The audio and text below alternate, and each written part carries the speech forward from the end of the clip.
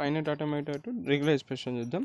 కానీ ఇది ఏంటి డిఎఫ్ఏ, డెఫినెట్ ఫైనైట్ ఆటోమేటాని రెగ్యులర్ ఎక్స్ప్రెషన్ లాగా కన్వర్ట్ చేస్తాం. డెఫినెట్ ఫైనైట్ ఆటోమేటా మీకు తెలుసు కదా, ప్రతి స్టేట్కి 18 ఆల్ఫాబెట్స్ ఉన్నాయి. అవి ఇన్పుట్లకు వస్తాయి. చూడు ఇక్కడ బి ఉంది, ఏ ఉంది, ప్రతి మూడు ఆల్ఫాబెట్స్ అన్నీ ఉంటాయి అన్నమాట. దానికి ప్రతి స్టేట్కి more than one input alphabet ఉంటుంది డెఫినెట్ ఫైనైట్ ఆటోమేటా. ఇప్పుడు ఇది మనకి ఇచ్చిన డెఫినెట్ ఫైనైట్ ఆటోమేటాని రెగ్యులర్ ఎక్స్ప్రెషన్ కన్వర్ట్ చేస్తాం. ఓకే, సేమ్ 3 స్టెప్పులు ఉంటాయి. ఫస్ట్ స్టెప్ ఏంటిది, మనం ప్రతి state Q0, Q1, Q2, Q3 ప్రతి స్టేట్కి ఈక్వేషన్స్ ఫామ్ చేయాలి based on input symbol. Okay, చూడండి, నేను రాసుకునేటప్పుడు మీరు బుక్లో రాసుకొని లేకపోతే స్క్రీన్ షాట్ చేసుకోండి, ఎందుకంటే స్పేస్ సరిపోదు కాబట్టి నేను ర్యాప్ చేస్తాను. జస్ట్ ఈ డయాగ్రామ్ అని వేసుకోండి, మీకు క్వశ్చన్ డయాగ్రామ్ అని వేసుకోండి, ఎందుకంటే స్పేస్ సరిపోదు. చిన్న సింపుల్ ఇంటూ ఉంటే సింపుల్ ప్రాబ్లం, ఏమంటే టఫ్ కూడా లేదు. ప్రతి స్టేట్కి మన inputs based on input symbols equations రాద్దాం. Q0కి ఇప్పుడు ఏమేమి వస్తున్నాయి, Q0 నుంచి Q0 ఒకటి వస్తుంది, Q0 B ప్లస్ ఇంకోటి ఏ వస్తుంది, Q3 నుంచి వస్తుంది, ఏమొస్తుంది, B వస్తుంది, Q3 డాట్ B. ఇదేంటిది, Q0 ఇన్స్టెడ్ స్టేట్ కాబట్టి ఎప్సిలాన్ అవుతుంది. మిగతా దేని దానికి ఎప్సిలాన్ యాడ్ కాదు, జస్ట్ Q0కి ఎప్సిలాన్ యాడ్ అవుతుంది. ఇప్పుడు Q1 స్టేట్కి రాద్దాం. Q1కి ఏంటిది, Q1 నుంచి ఒకటి వస్తుంది, Q1 dot A plus Q2 నుంచి ఒకటి వస్తుంది, Q2 డాట్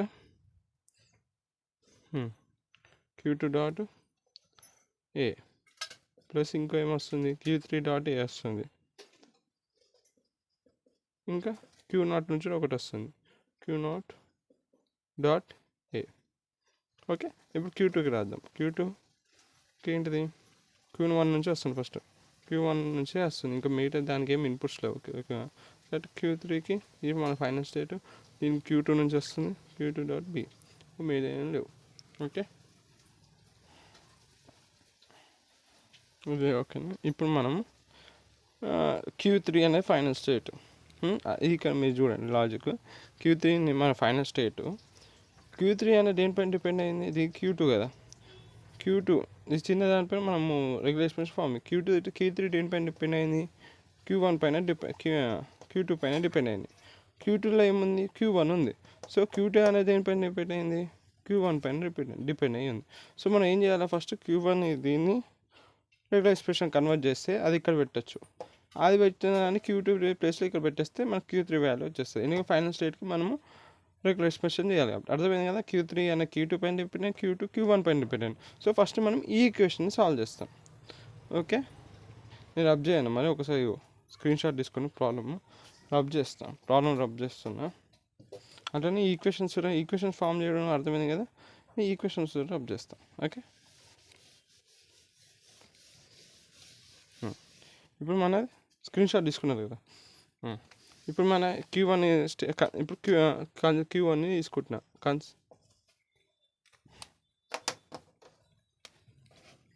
ఏం చేస్తున్నా అంటే కన్సిడర్ Q1.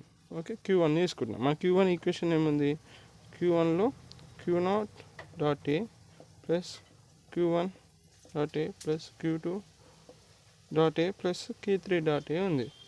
నేను ఏం చేస్తాను ఇప్పుడు, Q2కి వాల్యూ ఉన్నాయా, substitute Q2 and Q3 values in Q1 అయిపోయాయి. ఇక్కడ నాకు Q2 ఉంది, Q3 ఉంది. సో ఆ వాల్యూస్ నాకు సబ్స్టిట్యూట్ చేస్తే సింప్లిఫై చేయొచ్చు నేను సింపుల్గా. Q0 ఇక Q0 ఏ అంటే ఉంది, Q1 ఏ అంటే పెట్టాం. యాక్చువల్ ఇప్పుడు Q2 వాల్యూ ఏంటంటే ఏముంది మనకి, Q1 B ఉంది, ఇక్కడ ఆల్రెడీ ఏముంది కాబట్టి Q2 వాల్యూ ఇది Q1 B. అట్లనే Q3 వాల్యూ ఏంటిది, Q1 B ఇది దీని వాల్యూ. సో అది నేను ఇక్కడ ఏ ఎట్లనే ఇట్లా వచ్చేస్తాను, ఇక్కడ అయిపోయింది. ఇప్పుడు నువ్వు అబ్జర్వ్ చేస్తే మనము ఈ రెండిట్లో Q1 ఉంది కాబట్టి ఈ మూడు Q1 ఇక్కడ ఉంది, ఇక్కడ ఉంది, ఇక్కడ ఉంది. సో నేను Q1ని కామన్ తీయచ్చు.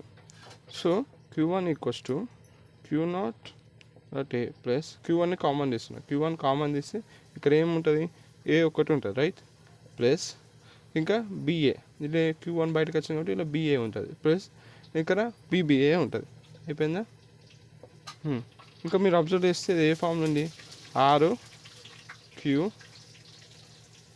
RP, ఇదంటే P అనుకున్నాం. మన ఆర్డినెన్స్ ఫామ్ తెలుసు కదా, ఏదన్నా R equals to Q plus R P form ఉంటే మనం ఏం రాసుకోవచ్చు, R equals to Q P star అని రాసుకోవచ్చు. అర్థమైందా? సో ఇది ఆర్, ఇది క్యూ, ఇది ఆర్ అనుకున్నాం, పి అనుకున్నాం. సో ఇది R equals to Q plus RP ఫామ్లో ఉంది, ఈ ఫామ్లో ఉంది. సో నేను దీన్ని ఆర్డినెన్స్ ఫామ్లో యూజ్ చేస్తే దీన్ని క్యూపీ స్టార్ అని రాసుకుంటా. సో క్యూ1 ఈక్వల్స్ టు క్యూ ఏది మన ఇది కదా, క్యూ0 డాట్ ఏ పీ స్టార్, ఇది మన పి, ఏ ప్లస్ బిఏ ప్లస్ బిబిఏ ఓ స్టార్. అట్లా నాకు ఇప్పుడు క్యూ1 వాల్యూ వచ్చింది. అర్థమైందా? ఇక్కడ వరకు అర్థమైంది కదా. నేను క్యూ1 వాల్యూ ఇక్కడ రాసుకుంటున్నా. మనకు క్యూ1 వాల్యూ వచ్చింది కదా. ఇప్పుడు ఈ క్యూ1 వాల్యూని ఇప్పుడు కన్సిడర్ క్యూ2. ఇది క్యూ2 తీసుకో. క్యూ2లో ఏముంది, క్యూ2 ఈక్వల్స్ టు క్యూ1 డాట్ బి ఉంది. నీకు ఆల్రెడీ ఇక్కడ క్యూ1 వాల్యూ వచ్చింది కాబట్టి ఈ క్యూ1 వాల్యూని తీసుకుపోయి అక్కడ పెడతాం అన్నమాట. Substitute Q one in Q two. So Q two ఏమైపోతుంది, క్యూ1 ఏముంది ఇది కదా, ఈ వాల్యూ తీసుకుపోయి క్యూ1లో పెడుతున్నాం. సింపుల్ అంటే క్యూ0 dot A plus BA plus BBA star అయిపోయింది. క్యూ2 కూడా వచ్చేసింది, రైట్. క్యూ2 కూడా అయిపోయింది. ఇప్పుడు క్యూ3ని కన్సిడర్ చేస్తాం. కన్సిడర్, ఎందుకంటే క్యూ3ఏ ఫైనల్ స్టేట్ మనది, అందుకే దీన్ని తీసుకోవాలి. క్యూ3 equals to Q two B. So Q two value ఏంటిది, ఇది మన క్యూ2 వాల్యూ. ఆ క్యూ2 వాల్యూ ఇరవై పెడితే నాకు క్యూ3 వాల్యూ వచ్చేస్తుంది. క్యూ0 A dot A plus BA plus BB star, ఇక లాస్ట్కి బి ఉంది కాబట్టి ఇక్కడ బి వస్తుంది. సో నాకు ఆల్రెడీ క్యూ3 వాల్యూ వచ్చింది. సో నాకు ఆల్రెడీ ఇక్కడ నువ్వు చూస్తే రెగ్యులర్ ఎక్స్ప్రెషన్ వచ్చింది, కానీ ఇక్కడ ఏముంది, క్యూ0 స్టేట్ ఉంది. సో ఎప్పుడైనా రెగ్యులర్ ఎక్స్ప్రెషన్ ఇట్లా స్టేట్స్ ఉండద్దు, జస్ట్ ఆల్ఫాబెట్స్ ఉండాలి. సో దీన్ని నేను రిమూవ్ చేయాలి. రిమూవ్ చేయాలంటే ఏం చేయాలా, ఏదైతే క్యూ0 ఉంటుందో ఆ క్యూ0ని సింప్లిఫై చేస్తే అయిపోతుంది. ఓకే, క్యూ0 మనకి ఈక్వేషన్ ఉంది ఆల్రెడీ. స్టార్టింగ్లో మీరు చూస్తే క్యూ0 ఒకటి ఈక్వేషన్ ఉంది ఆల్రెడీ మన క్యూ0కి based on incoming state. So క్యూ0లో నేను అన్ని సబ్స్టిట్యూట్ చేస్తే నాకు ఏం వచ్చేస్తుందంటే, మీరు చూడండి రాసుకుంటే వెళ్ళాను మీకు అర్థమవుతుంది. క్యూ0 ప్లస్ క్యూ0 ఏ plus BA plus BB star BB dot B plus epsilon. ఇది మన క్యూ0 స్టేట్. నేను చూపిస్తాను ఒకసారి, ఎందుకంటే ఇగో మనకి ఫైనల్ స్టేట్ వరకు ఇక్కడ వరకు మీకు అర్థమైనా ఉంటుంది కదా.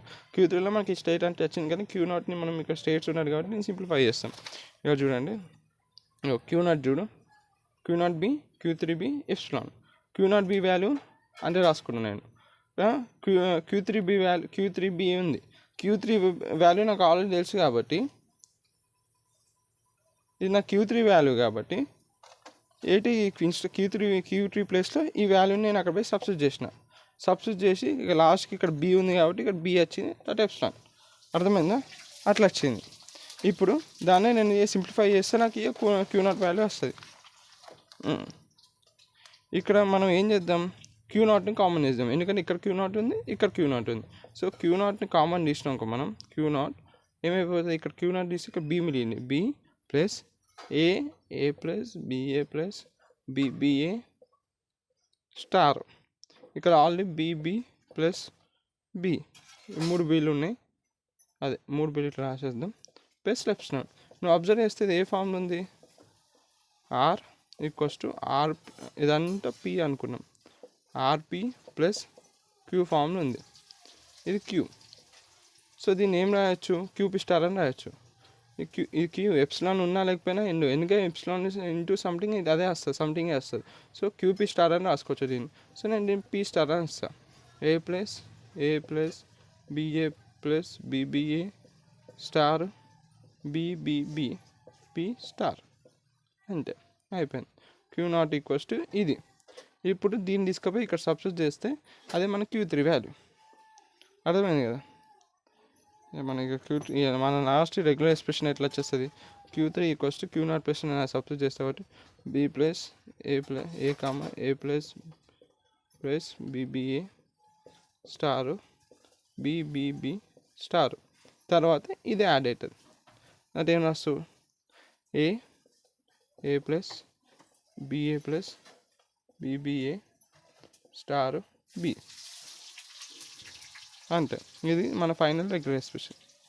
ఇట్లా వస్తుంది అన్నమాట, సింపుల్. ఇవో నేను చెప్పినంటే 1 బై 1 స్క్రీన్ షాట్స్ అని తీసుకొని మళ్ళీ ఒక్కొక్క స్టెప్ రాసుకుంటే అర్థమైంది. సింపుల్ ప్రాబ్లం, ఏం లేదు, ఈక్వేషన్స్ సబ్స్టిట్యూట్ చేసి సింప్లిఫై చేస్తున్నాం మనం.